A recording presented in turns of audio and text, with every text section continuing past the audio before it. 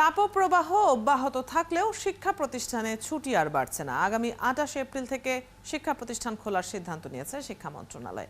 শিক্ষার্থীদের নিরাপত্তা নিশ্চিতে দেয়া হয়েছে ৪টি নির্দেশনা। এর মধ্যে আছে আগামী ৪ মে থেকে পরবর্তী নির্দেশ না দেয়া পর্যন্ত শনিবারও শ্রেণী কার্যক্রম চলবে, অর্থাৎ সপ্তাহে ৬ দিনই শ্রেণী কার্যক্রম চলবে।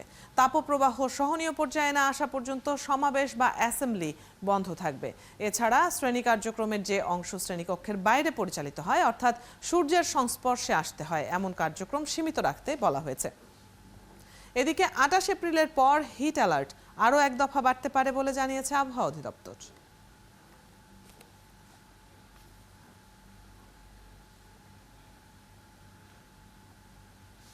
অভিভাবকরা চিন্তিত।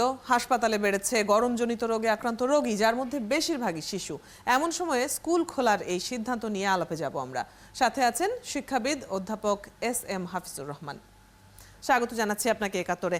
যে ৪টি নির্দেশনা দিয়ে শিক্ষা প্রতিষ্ঠান খোলা হচ্ছে তা নিয়ে অভিভাবকদের মধ্যে তো একটা বিরূপ প্রতিক্রিয়া দেখা যাচ্ছে। তো এই পরিস্থিতিতে শিক্ষার্থীরা কি আসলেই সমস্যায় পড়বে বলে আপনিও মনে করেন কিনা?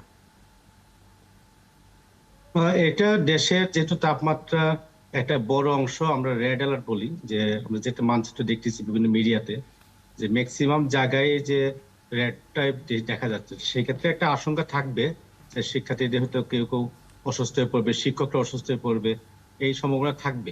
এটা নিয়ে আমরা হয়তো বা সম্ভাবনাটা উড়িয়ে দেওয়া যাবে না, এটা প্রথমত।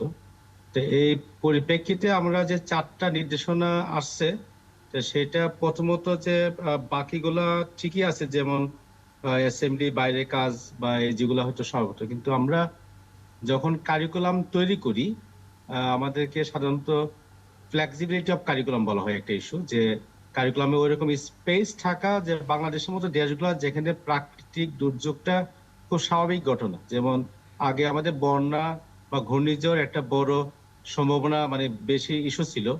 এখন আমাদের আবহাওয়া বা তাদের কার্যক্রমের ফলে ঘূর্ণিঝড়, যেহেতু আমরা আগে থেকেই কিছু টের পাচ্ছি, ঘূর্ণিঝড় প্রভাবটা আগে চেয়ে একটু কমে গেছে বলা যায়, কিন্তু নতুন মাত্রায় যোগ হয়েছে আমাদের এখন হিট অ্যালার্ট। গত বছরও আমরা স্কুল বন্ধ করতে হয়েছে, এবছর হচ্ছে, এবং আবহাওয়াবিদরা আমাদের এই সম্ভাবনাটাকে আগামী দিন বাড়বে বলে বলতেছে আর কি।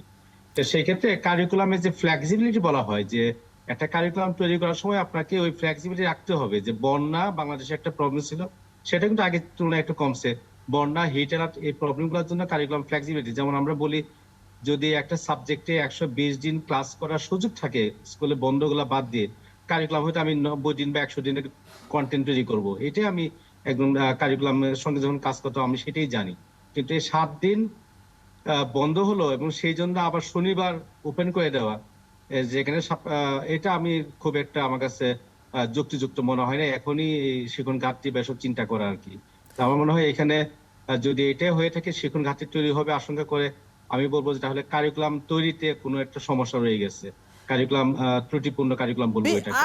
আর বিকল্প হিসেবে গরমের ছুটি কি এগিয়ে আনা যেত কিনা, মানে যেখানে আমরা দেখছি হাসপাতালগুলোতে শিশু রোগীদের সংখ্যা এত বেড়েছে?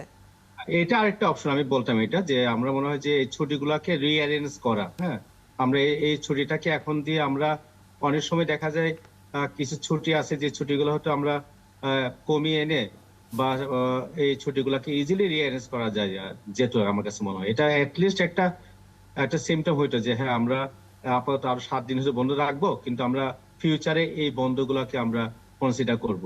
তো সেটা আমার কাছে মনে হয় এই 4 দিন 6 দিন টানা আবার আমরা হয়তো হাফ অ্যান আওয়ার করে ক্লাস বাড়াইতে পারতাম, সেটাও একটা সম্ভাবনা। কিন্তু একদিন বাড়াই দেওয়াটাকে আমার মনে হয় আরেক ধরনের মানে প্রভাব ফেলবে, আমার অনেক ক্ষেত্রে প্রভাব ফেলবে আমার কাছে মনে হয় আর কি।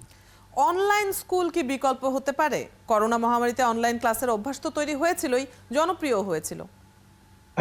অনলাইনের ক্লাসে আমরা বিকল্প তো অবশ্যই হতে পারে, বিকল্প অবশ্যই হতে পারে, কিন্তু পাশাপাশি যেহেতু অনলাইন নিয়ে আমাদের কিছু চ্যালেঞ্জের ব্যাপারটা আমাদের আসে, তো সেটা হয়তো বা আরো যখন অবস্থা খারাপের দিকে যাবে, তখন হয়তো এই ধরনের সিচুয়েশনে আমরা এটাকে প্রথমে নিয়ে আসবো না। আমি মনে করি আরো একটু সময় নেওয়া উচিত অনলাইনকে বিকল্প।